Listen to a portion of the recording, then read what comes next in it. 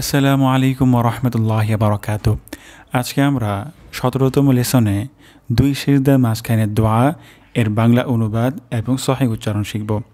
আল্লাহ সুবহানাহু ওয়া তাআলা আমাদেরকে এর উপর আমল করার তৌফিক দান করুন, আমিন।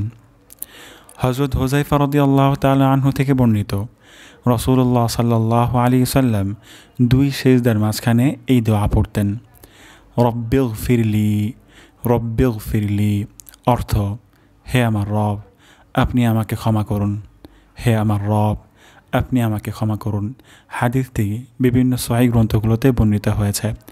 আমরা এই দোয়াটি প্রতি রাকাতের দুই সিজদার মাঝখানে পড়তে পারবো। অর্থাৎ আমরা দুই সিজদার মাঝখানে যেই সময়টুকুতে বসি সেই সময়টুকুতে আমরা এই দোয়াটি পড়তে পারবো ইনশাআল্লাহ।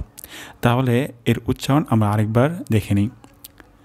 রব্বিগফিরলি, র প্রথম শব্দটি হলো র, তারপর রব্বিগ, গইন উচ্চারণ হবে গলার শেষ স্থান থেকে।